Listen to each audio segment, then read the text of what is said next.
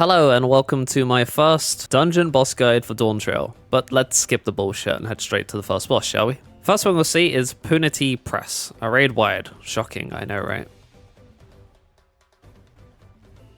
Punity then uses Hydra Wave, a frontal cone avoidable AoE which gives you all the time in the roll to dodge. Then Punity will go to the side of the arena and cast Resurface, another frontal cone AoE that persists, so make sure not to run back into it too early.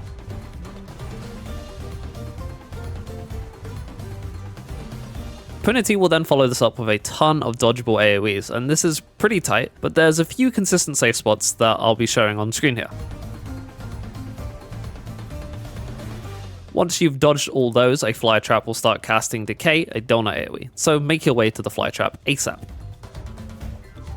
Punity will then cast another Hydra Wave and make its way to the center of the arena and cast Song of Punity, spawning 4 adds tethering to each player. The 2 prodigious Punity will do these large circle AoEs. The single Punity will do a smaller circle AoE, and the Petit Punity will do a frontal cone. You have to eat these, so don't worry about dodging them, just make sure to spread out and not hit anybody else with them. These adds will then become targetable, so make sure as a tank you pick these up and everyone else AoE them down.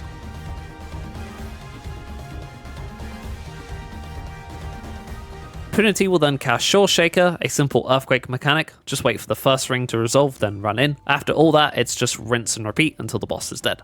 Our next boss, Drowsy, starts with Uppercut, a tank buster. Shortly after, Drowsy sows some seeds and casts Drowsy's Dance, creating avoidable AoEs which spawn IVs that do line AoEs in the direction they are facing, indicated by these arrows. So just find a safe spot where an arrow isn't facing. There's a bit of leeway to dodge here, so don't stress it too much, just make sure you're around the safe spot. After this, Drowsy continues to dance, which will grow the IVs even further, making their line AoEs bigger. Same concept as last time, just the safe spot is going to be smaller, so be aware of that. Soon after that, Drowsy will cast Sneeze at a random player, a large conal AoE, so get behind Drowsy to avoid this. Drowsy will then cast Spit, spawning multiple slimes that take a good portion of the arena up. These will explode and spawn adds after a short while.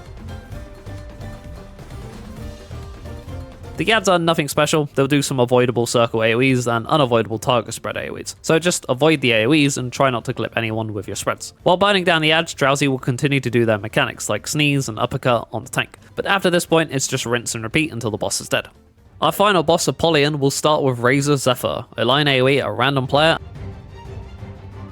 and then we'll see Blade, a tank buster.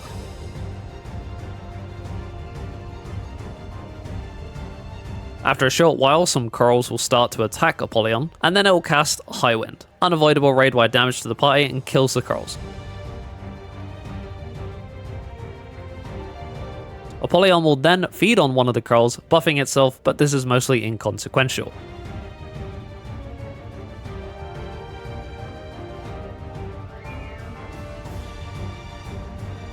Apollyon will then jump around the arena 3 times, and on the 3rd jump it'll cast Blades of Famine, creating multiple avoidable line AoEs to dodge, so be ready to dodge these on the 3rd jump. It'll then repeat the process of 3 jumps one more time and then cast another Blades of Famine. Then after a short while, Apollyon will cast Levin Sickle, spawning multiple avoidable circle AoEs, 2 of which will cast out these lightning cones in 2 sets and overlap with each other. First find the initial safe spot, the second set will cover this spot, but don't panic and just wait. You can either identify the safe spot by noticing the overlapping cones, or just wait and react and move into the second safe spot once the first set has gone off. There's plenty of time for reaction, so don't stress having to theoretically learn this mechanic. Afterwards, the boss will cast Thunder Free, spawning spread AoEs on every player. Make sure to spread out, but also be wary as a healer to anyone who got hit by the Levin Sickle cones, and throw them a heal if possible. After all that, some sandworms will spawn, only to be killed off by another High Wind. Apollyon will then feed on one of the worms, buffing itself yet again, and then cast Blade on the tank. This time though, it's got splash damage, so make sure not to be near the tank, but once it goes off, it'll create a donut AoE where the tank was. So run to the tank once Blade has gone off. The boss will then do 1 jump to the side of the arena and cast Razor Storm, a large rectangular AoE, so go behind him to avoid this. Then Apollyon will cast Wind Whistle, which spawns this circle-like AoE that moves and uses avoidable line AoEs. Make sure to keep your eyes on this and the line AoEs as they come. It'll do this 3 times before disappearing. Also during this, Apollyon will cast a Razor Zephyr, so be wary of that.